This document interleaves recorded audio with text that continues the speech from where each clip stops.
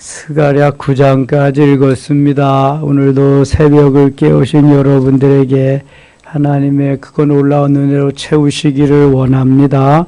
스가랴는 학개와 동시대의 사람으로 마치 에스겔이 하늘의 신비한 것을 환상 중에 보는 것 같이 여러 가지 환상을 통해서 이스라엘의 모습을 보여주고 있습니다. 특별히 스룹바벨 성전을 건축하는 스룹바벨에게 힘이 되는 말씀을 주시고 또 메시아가 와서 다스릴 것을 예언하는 말씀이 있습니다. 5장 내가 다시 눈을 들어본 즉 날아가는 두루마리가 있더라. 두루마리는 하나님의 말씀이죠. 율법책을 의미하고 있습니다. 그런데 그것이 날아가는 환상을 보고 있습니다. 그가 내게 묻되 내가 무엇을 보느냐 하기로 내가 대답하되 날아가는 두루마리를 보나이다. 그 길이가 20규빗이요 너비가 10규빗이다. 큰 두루마리를 지금 환상 중에 보고 있습니다. 스가랴 선지가 3절 그가 내게 이르되 이는 온 땅에 내리는 저주라. 도둑질하는 자는 그 이쪽 글대로 끊어지고 맹세하는 자는 그 저쪽 글대로 끊어지리라 하니 날아가는 두루마리는 저주, 범죄한 자들이 임할 저주인데 날아간다. 속히 그 저주가 심판이 임하리라 하는 그러한 말씀입니다. 4절 같이 읽을게요. 만군의 여호와께서 이르시되 내가 이것을 보낸 도둑의 집에도 들어가며 내 이름을 가리켜 명령되이 맹세하는 집에도 들어가서 그의 집에 머무르며 그 집을 나무와 돌과 아울러 사르리라 하셨느니라 하니라. 속히 임할 그러한 재앙을 계속 말씀하고 있습니다. 6장 가겠습니다. 6장 내가 또 눈을 들어본 즉 네 병거가 두 산 사이에서 나오는데 그 산은 구리산이더라.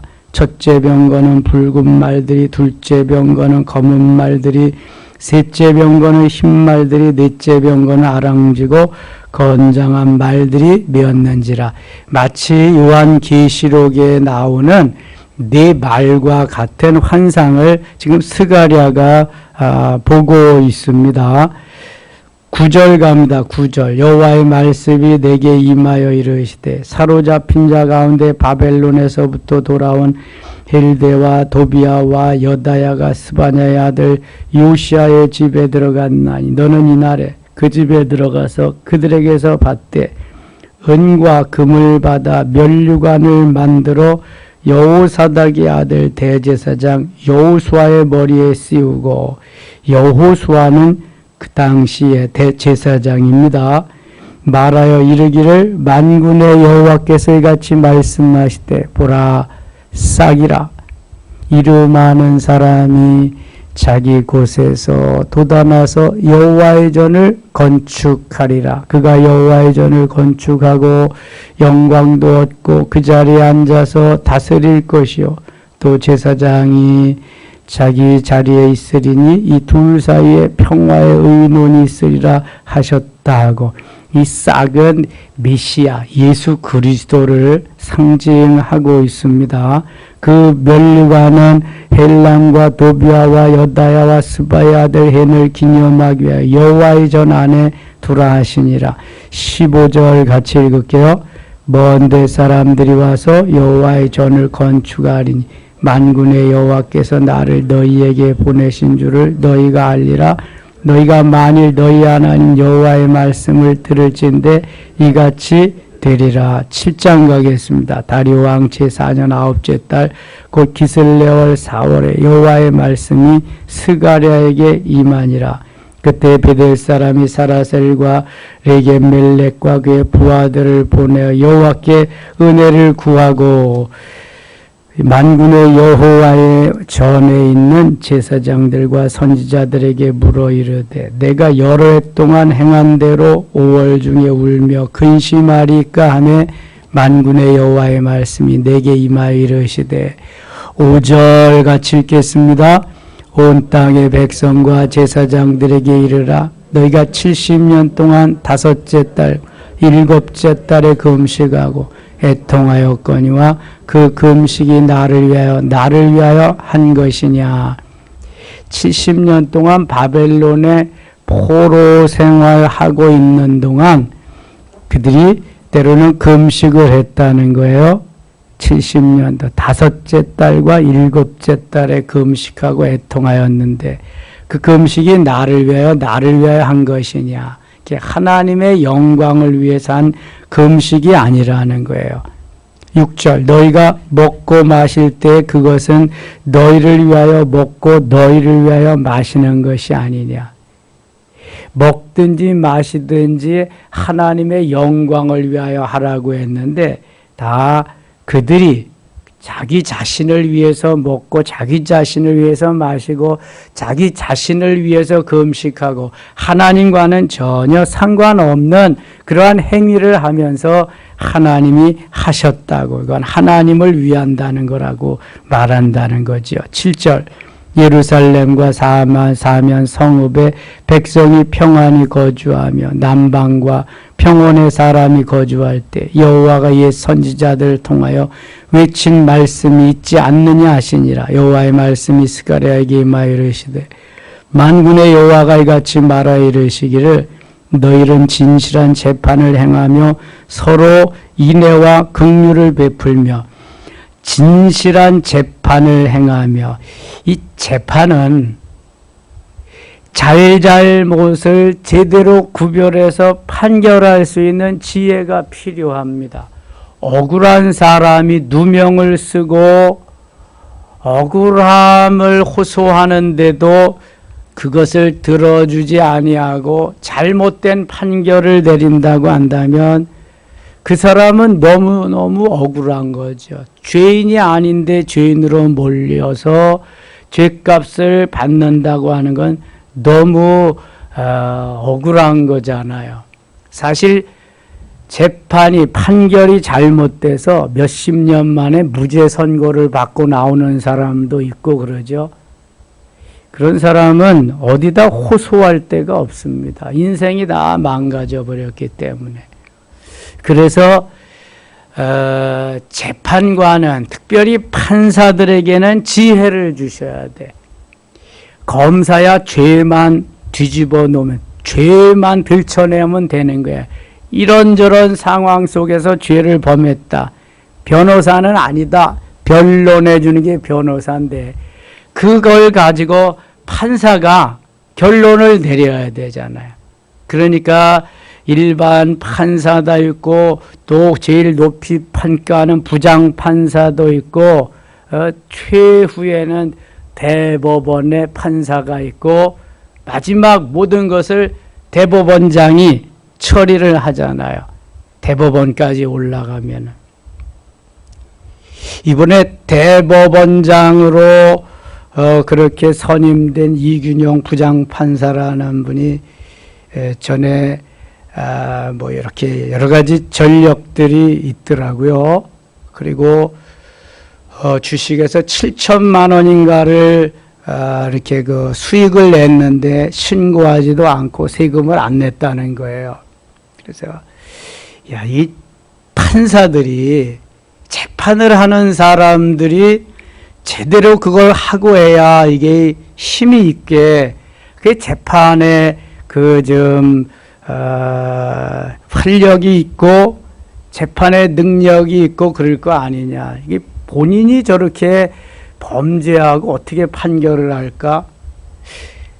만일 대법원장이 된다고 생각했을 때에 그런 것은 자기가 어떻게 할까? 이게 모든 공직자들이 다 그렇잖아요. 대통령을 하려고 하는 사람이, 총리를 하려고 하는 사람이, 장관을 하려고 하는 사람이 일반 백성들도 하지 않는 법을 다 하고 그것을 하겠다고 하면은 그 무슨 힘이 있겠느냐. 그러니까 공직에서 백성들을 이끌려고 하는 사람들이 있다면 참 깨끗이 살아야 돼. 청렴하게, 결백하게 살아야 된다. 부와 명예를 동시에 얻기란 쉽지 않습니다. 부를 얻으려고 하면 가서 장사를 하든지 사업을 해야 되고, 명예를 얻으려고 하면, 권력을 얻으려고 하면 정치판에 들어가든지 그런 사법권에 들어가서 해야 되는데, 두 개를 같이 얻으려고 하니까 이러한 모순이 생기는 거죠. 예? 대통령의 영부인이 왜 계속 구설수에 오르고 그러나요? 물론 잘잘못이 다 누구든지 있습니다만, 그러니까 내가 공직에서 이러한 위치에서 나란 일을 하리라 하는 사람들은 그래도 좀 다른 사람과는 달리 깨끗하게 살아야 되겠다. 우리 선조들은 청렴결백을 아주 좌우명으로 하고 살았는데요. 요즘도 그런 분들이 있습니다. 아주 깨끗하게 사는 사람들이. 그럼 공직에 나오는 분들 보세요. 보통 수십억입니다. 100억이 넘고. 예. 뭐 유산을 물려받았든지 어떻게 했든지 그거는 잘 모르겠지만, 아무튼 그래도 내가 백성들을 다스리고 이끌겠다고 하면은 그러한 전력이 좀 나오는 건 바람직하지 않다. 이제 그런 거죠. 전 정권에서는 적폐 청산을 위해서 모든 걸 다 그냥 청산하기 위해서 대통령을 2명씩이나 다 갖다가 감옥에 집어넣습니다. 이제 새롭게 뭔가를 좀 해나가려고 하니까 모든 것이 다 보복이라고 그리고 잘못됐다 그리고 이렇게 된다고요. 예. 정권만 바뀌면 이렇게 되는데, 그 바꿀 시점에서도 자기들이 잘 준비하고 하자가 없이 그렇게 해놓으면은 말이 없잖아요. 그러니까 혹시 여러분들 공직에 나가서 뭘 하겠다 그러면은 좀 깨끗이 세금 낼 것도 좀 내고, 그거 뭐 몇천만 원 세금이 얼마나 되겠어요? 몇천만 원에 대한 거. 예? 다 내 세금 낼 것도 내고 그렇게 사시면, 다른 사람들은 기부도 하는데 나라를 위해서 기부도 하잖아요. 학교에도 기부하고 어려운 이들을 위해서 기부도 하고 그러는데, 내가 낼 것도 제대로 내지 않고 나라를 다스리겠다고 하면 되겠어요?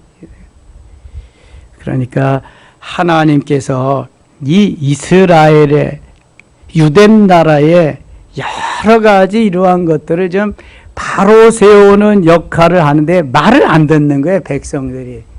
말을 해도 말을 들어야지 뭘 해나갈 거 아니에요. 말을 안 듣는 거예요.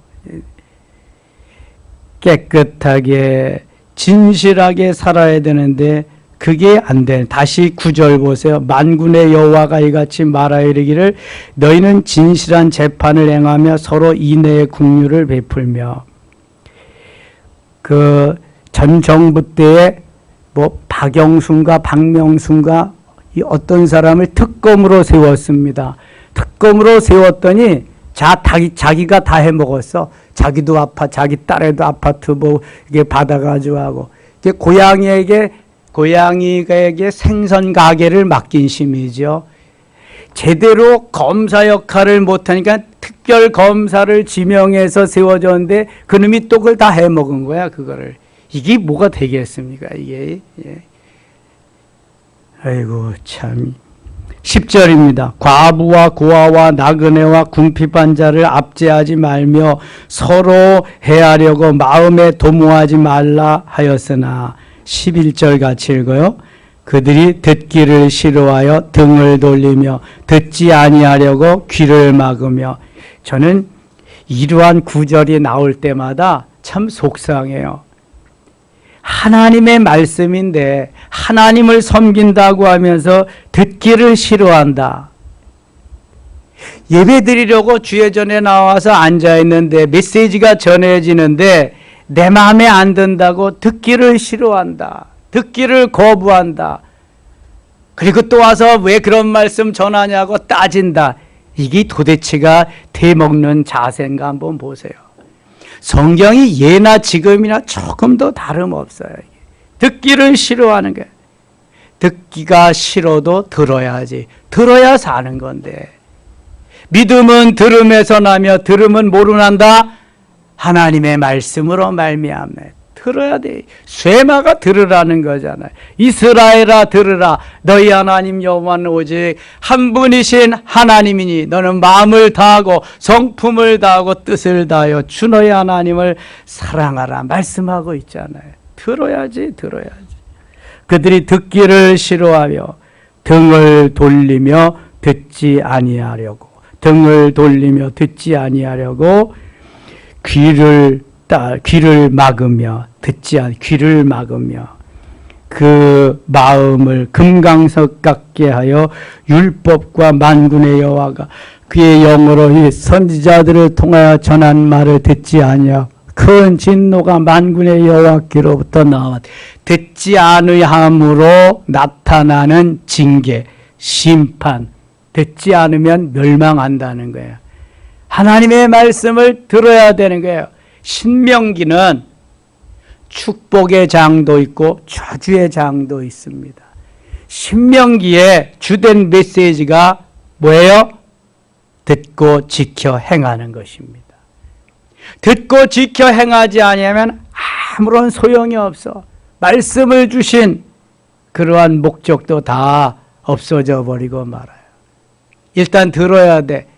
그리고 듣고 지켜 행하는 것이 복받는 중요한 요인 중에 하나라고요. 듣고 지켜 행하는 것이. 좀 더 적극적으로 하나님의 말씀을 읽고 듣고 쓰고 암송하고 묵상하며 지키는 것이 있다면 가장 바람직하지요. 듣고 지켜 행하는 것보다 더 적극적이잖아. 내가 하나님의 말씀을 어떤 말씀을 읽고 그 다음에 또 들려오는 말씀을 듣고 또 중요한 것을 쓰고 또 중요한 것을 암송하고 그 다음에 그것을 끄집어내서 묵상하고 지켜 행해 간다고 한다면 하나님의 사람으로 정말 멋있게 그렇게 살아갈 수 있을 거예요. 하나님이 얼마나 기뻐하시겠어요. 그 마음을 금강석 같게 한다. 금강석은요 가장 단단한 보석입니다. 무너지지 않은, 깨뜨려지지 아니하는. 이게 얼마나 단단해요. 이게 미련해서 그렇습니다. 그래서 잠언의 지혜자는 잠언 27장 22절에 그 미련을 절구에 넣고 공의로 찌을지라도 벗어지지 아니하니라. 미련해가지고 절구에 넣고 찌어서 좀 없애버리려고 해도 벗어지지 않는 미련이 덕지덕지 붙은 그 삶이 우리의 삶이라는. 그래서 예레미야 선지는 예레미야 4장 3절에 그걸 묵은 땅이라고 그래요. 그 묵은 땅을 어떻게 하라고요? 갈아엎으라 그래. 호세아는 호세아 10장 12절에 그 묵은 땅을 기경하라고 그래요. 뭐 갈아엎는 거나 기경하는 거나 마찬가지인데 너무 즐겨서 절구에 놓고 공의로 찌어도 벗겨지지 않는 미련함이 이제 갈아엎는 거예요. 삽으로 파고 가래로 파고 그거 가지고 안 되니까 포크레인으로 가서 그냥 제껴가지고 그것을 다 흐물흐물하게 부슬부슬하게 보들보들하게 만들어 놓고 거기에다가 씨앗을 심는 거예요.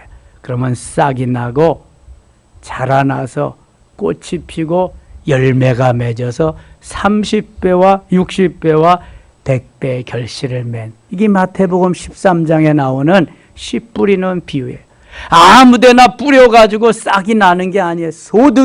소출이 나는 게 아니란 말이죠. 지금 이스라엘 패망은, 유대인들의 패망은 듣기를 좋아하지 않아요. 듣기를 거부할, 등을 돌리고 듣지를 않는 거예요. 듣지 않으면 멸망한다는 거예요. 금강석같이 아주 강한 마음이, 굳은 마음이 자리하고 있어요. 그걸 깨뜨려야 돼. 영적으로 이런 걸 파쇄시킨다 그래요.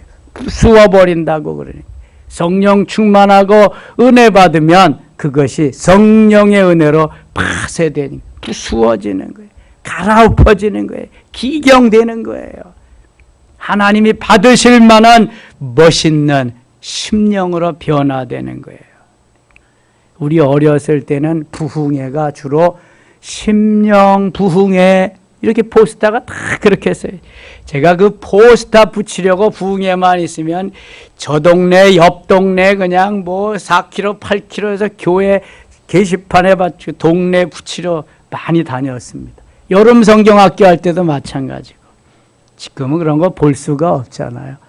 왜냐하면 이게 미디어 매체가 워낙 발달되었으니까 또 누가 그런 거 붙여놔도 보지도 않아. 그렇게 심령이 변화되는 부흥회를 했단 말이에요. 옛날 부흥사 목사님들은 공부는 좀 가방끈은 좀 짧았을는지 모르지만 기도하고 영성이 되어서 그들이 능력이 있어서 변화시키는 역할을, 또 듣는 성도들도 마음이 순수했어요. 그 토양이 아주 옥토와 같은 토양이었기 때문에 잘 받아들여. 그냥 부흥회를 하면 처리하면서 금식하면서 40리 80리에 가면서 처리하고 또 출근하고 또 가서 부흥회 또 가고, 이렇게 사모함이 있었어요. 그러니까 산마다 그냥 뭐 좋은 산 얼마 웬만한 데는 다 기도원이 있잖아요. 기도원. 저녁마다 이 도봉산, 삼각산 이런 데는 그냥 기도 소리가 그냥 막 길거리까지 울려 퍼지고. 그래서 이 나라가 이렇게 잘 사는 나라가 돼 있고요. 근데 지금은 아무리 좋은 말씀은 홍수지요. 뭐 유튜브에도 홍수고, TV만 틀어도 홍수고, 그냥 뭐. 근데 들려오질 않아. 들어도 그냥, 아이, 그런가 보다. 이제 뭐 변화가 없어, 변화가. 금강석 같게 그렇게 굳어져 버려가지고, 단단해져가지고. 다시 12절 보세요. 그 마음을 금강석 같게 하여 율법과 만군의 여호와가 그의 영으로, 성령으로 옛 선지자들을 통하여 전할 말을 듣지 아니하므로 큰 진노가 만군의 여호와께로부터 나였도다. 진노가, 내가 불러도 그들이 듣지 아니한 것처럼 그들이 불러도 내가 듣지 아니하리라. 만군의 여호와가 말하였노니 내가 불러도 너희들이 듣지 않았으니까 너희들이 불러도 난 듣지 않겠다. 14절 같이 읽어요. 내가 그들을 바람으로 불어 알지 못하던 여러 나라에 흩었느니라. 그 위에 이 땅이 황폐하여 오고 가는 많았나니 이는 그들이 아름다운 땅을 황폐하게 하였음이니라 하시니라. 아멘. 그래서 멸망하게 되는 거예요. 그들을 바람으로 불어 알지 못하던 여러 나라에 흩었느니라. 여기저기에 흩어버려. 디아스포라가 다 되고 말았어. 그래서 지금도 유대 나라는 그 팔레스타인 지역에 사는 나라보다 디아스포라가 훨씬 더 많습니다. 유대 나라에 사는 사람들은 지금 뭐 한 600만 정도, 650만 정도. 서울시 인구에도 뭐 안 돼. 경기도 인구의 절반이지. 경기도 인구가 1200만, 1300만 되니까. 디아스포라는 한 1000만 정도. 그렇게 거의 배 정도가 되니까. 다 흩어져 버렸다. 8장 갑니다. 8장. 만군의 여호와의 말씀이 임하여 이르시되 만군의 여호와가 이같이 말하노라. 내가 시온을 위하여 크게 질투하며 그를 위하여 크게 분노함으로 질투하노라. 여호와가 이같이 말하노라. 내가 시온에 돌아와 예루살렘 가운데 거하리니 예루살렘은 진리의 성읍이라 일컫겠고 만군의 여호와에 사는 성산이라 일컫게 되리라. 만군의 여호와가 이같이 말한 예루살렘 길거리에 늙은 남자들과 늙은 여자들이 다시 앉을 것이라. 다 나이가 많으므로 저마다 손에 지팡이를 잡을 것이요 그 성읍거리에 소년과 소녀들이 가득하여 거기에서 뛰놀리라. 만군의 여호와가 이같이 말하노라. 이 일이 그날의 남은 백성의 눈에는 기이하려니와 내 눈에야 어찌 기이하겠느냐. 만군의 여호와의 말이니라. 7절 8절 같이 읽을게요. 만군의 여호와가 이같이 말하노라. 보라, 내가 내 백성을 해가 뜨는 땅과 해가 지는 땅에서부터 구원하여 내고 인도하여다가 예루살렘 가운데에 거주하게 하리니 그들은 내 백성이 되고 나는 진리와 공의로 그들을 하나님이 되리라. 아멘. 하나님이 징계하고 범죄에 대해서 대가를 치르게 하지만 이 징계는 목적이 아니라 방법에 불과한 것입니다.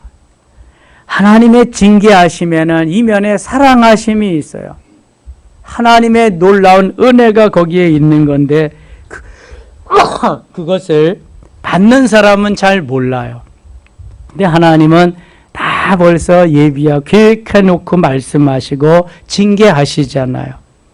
하나님이 곧 저들을 회복하시겠다고 말씀하여 회복시켜서 하나님의 자녀로서 하나님의 영광을 드러내는 하나님의 사람으로 다시 만들어 주시겠다는 거죠. 하나님이 하시는 일을 누가 막겠습니까? 아무도 막을 수가 없. 11절 갑니다. 만군의 여호와의 말씀이니라. 이제는 내가 이 남은 백성을 대하기를 옛날과 같이 아니할 것인즉 곧 평강의 씨앗을 얻을 것이라. 포도나무가 열매를 맺으며 땅이 산물을 내며 하늘은 이슬을 내리리니 내가 이 남은 백성으로의 모든 것을 누리게 하리라. 유다 족속아 이스라엘 족속아 너희가 이방인 가운데에서 저주가 되었으나 이제는 내가 너희를 구원하여 너희에게 복이 되게 하리니 두려워하지 말지니라. 손을 견고히 할지니라. 내가 너희를 회복시키고 너희를 멋있게 만들어 줄 거니까 손을 견고히 하라. 손을 늘어뜨리지 마라. 스바냐 3장 16절에도 손을 늘어뜨리지 말지니라 말씀하고 있습니다. 용기를 내라는 거예요. 강하고 담대하라는 거예요. 어떠한 형편과 처지에 있어서도 내가 너희를 보호하리라. 너희들이 내 자녀가 아니냐, 너희가 내 신부가 아니냐 말씀하고 있습니다. 14절 만군의 여호와가 이같이 말하노라. 너희 조상들이 나를 경노하게 하였을 때 내가 그들에게 재앙을 내리기로 뜻하고 뉘우치지 아니하였으나 이제 내가 다시 예루살렘과 유다 족속에게 은혜를 베풀기로 뜻하였나니 너희는 두려워하지 말지니라. 조상들에게 내린 재앙을 이제는 거두고 은혜를 베풀리라. 그런 말씀이죠. 너희가 행할 일은 이러하니라. 너희는 이웃과 더불어 진리를 말하며 너희 성문에서 진실하고 합평한 재판을 베풀고 마음에 서로 해하기를 도모하지 말며 거짓 맹세를 좋아하지 말라. 이 모든 일은 내가 미워하는 것이니라. 여호와의 말이니라. 하나님께서 이렇게 회복의 역사를 말씀하고 있습니다. 돌아오고 돌이키고 주님 앞에 오기만 하면 놀라운 역사가 있을 텐데 저들이 그러지 못하니 하나님이 강권적으로 저들을 붙잡으셔서 회복시키는 역사가 있게 된다는 것입니다. 20절 갑니다. 20절 만군의 여호와가 이와 같이 말하노라. 다시 여러 백성과 많은 성읍의 주민이 올 것이라. 이 성읍 주민이 저 성읍에 가서 이르기를 우리가 속히 가서 만군의 여호와를 찾고 여호와께 은혜를 구하자 하면 나도 가겠노라 하겠으며 많은 백성과 강대한 나라들이 예루살렘으로 와서 만군의 여호와를 찾고 여호와께 은혜를 구하리라. 이제 하나님의 살아계심을 저들이 이제 깨닫고 하나님을 만나고 하나님의 역사를 이루어가리라 그러는 것이죠. 23절 같이 읽어요. 만군의 여호와가 이같이 말하노라. 그날에는 말이 다른 이방 백성 10명 유다 사람 하나의 옷자락을 잡을 것이라. 곧 잡고 말하기를 하나님이 너희와 함께 하심을 들었나니 우리가 너희와 함께 가려 하노라 하리라 하시니라. 전에는 배척하고 그저 그냥 뭐 종으로 그렇게 삼고 아예 그냥 사람 취급도 하지 않던 그들이 하나님의 역사하심을 보게 되니까 이제 그들에게 와서 아첨을 떠는 거지요. 자기들도 어떻게 좀 잘해달라고. 그래서 옷자락을 잡겠다. 잡고 말하기를 하나님이 너희와 함께 하심을 들었다. 우리가 너희와 함께 가려 한다. 에이, 이제 한편이 되려고. 전에는 배척하고 아주 그냥 알길 우습게 알았는데 이제는 존경하게 되고 따르게 되고 그런다는 거예요. 하나님이 함께 하실 때에 그의 위치와 그의 모든 되어지는 일들은 우리에게 상상을 초월하는 것입니다. 포로되어 갔던 바벨론에 포로되어 갔던 다니엘이 총리가 되는 거 보세요. 정권이 바뀌어도 왕이 바뀌어도 계속 총리 4대에 걸쳐서 나라가 바뀌어도 얼마나 놀라워요. 포로로 잡혀간 모르드게가 총리가 되고 에스더가 왕비가 되는 걸 보세요. 이게 하나님이 하시지 아니하면 될 수 없는 일들이 막 일어나는 거예요. 그럼 우리는 어떻게 해야 되겠느냐? 하나님 기뻐하는 삶을 살아야지. 뭐라고 그래도 하나님의 말씀에 입각해서 누가 뭐라 그래도 제단 쌓고 예배드리고 기도하고 우리가 해야 할 일이 그거잖아요. 그러면서 이웃 사랑하기를 내 몸과 같이 가서 같이 행할 때 듣고 지켜 행하는 역사를 보시고 하나님이 다시 우리를 통해 일하시게 되는 거예요. 내가 받은 바이러스, 행복의 바이러스, 은혜의 바이러스, 기쁨과 소망의 바이러스를 계속 흘려보내는 거예요. 흘려보내야지 보내지 아니하면 썩는 거예요. 썩어. 9장 가겠습니다. 9장. 드디어 구원을 베푸실 메시아가 와서 다스림을 말씀하고 있습니다. 이미 창세기 3장 15절에 메시아가 오실 것을 말씀하죠. 이사야 7장 14절에 말씀하고 미가서 5장 2절에 그 주님은 에브라다 베들레헴에 오실 것을 말씀합니다. 그리고 스가랴 9장 9절에 또 말씀하고 있습니다. 9절 같이 읽겠습니다. 9절. 시온에 따라 크게 기뻐할지어다. 예루살렘에 따라 즐거이 부를지어다. 보라, 네 왕이 내게 임하시나니 그는 공의로우시며 구원을 베푸시며 겸손하여서 나귀를 타시나니 나귀의 작은 것 곧 나귀 새끼니라. 아멘. 예수님이 순환의 첫날, 예수님이 종려주일날 제자들에게 가서 나귀 새끼를 끌어오라고 그럽니다. 왜 끌어가냐? 그러면 주가 쓰시겠다라 끌어오라. 그래서 그 나귀 새끼를 타고 예루살렘 성에 만왕의 왕으로 입성하십니다. 이것을 이미 스가랴 9장 9절에 말씀하고 있습니다. 메시아 오시기 600년 전에 나귀 타고 만왕의 왕으로 가시는데 작은 것 곧 나귀 새끼니라. 여러분, 새끼를 타는 것보다는 나귀 어미를 타는 게 편안하고 좋지요. 예? 그러나 이미 메시아는 그렇게 예루살렘 성에 입성할 것을 스가랴 선지를 통해 말씀한 거예요. 10절 봅니다. 내가 에브라임의 병거와 예루살렘의 말을 끊겠고 전쟁하는 활도 끊으리니 그가 이방 사람에게 화평을 전할 것이요 그의 통치는 바다에서 바다까지 이르고 유브라데 강에서 땅끝까지 이르리라. 메시아의 통치가 온 세상에 미치리라. 그런 걸 말씀하고 있습니다. 15절 갑니다. 만군의 여호와께서 그들을 호위하시리니 그들이 원수를 삼키며 물맷돌을 밟을 것이며 물맷돌이 다윗만 사용했는지 알았는지 여기도 또 물맷돌이 나오고 있습니다. 물맷돌을 밟을 것이 그들이 피를 마시며 즐거이 부르기를 술 취한 것 같이 할 것인즉 피가 가득한 동이와도 같고 피 묻은 제단 모퉁이와도 같을 것이라. 그날에 그들의 하나님 여호와께서 그들을 자기 백성의 양떼같이 구원하시리니 그들이 왕관의 보석같이 여호와의 땅에 빛나리라. 보석같이 빛나리라. 12절 읽고 마칠게요. 그의 17절 같이 읽고 마칠게요.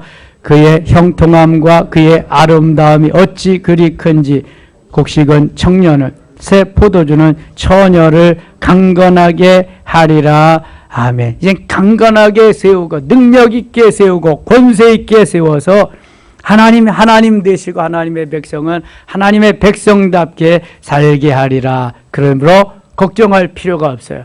손을 들어뜨리지 말고 오늘도 강하고 담대해서 용기를 가지고 세상이 힘들고 어렵지만 반드시 하나님은 우리 편이시고 우리를 통해서 일하시고 역사하실 줄 믿습니다. 오늘 8월 31일 8월 마지막 이 한 날도 은혜로 승리케 하시고 가을의 문턱에 있는 우리들이 9월 1일 날 내일 또 월삭 기도회로 모여서 하나님 앞에 부르짖으며 가을을 9월 한 달을 맡기겠습니다. 하나님 아버지 감사합니다. 주는 우리 편이시며 우리에게 은혜를 베푸심을 믿습니다.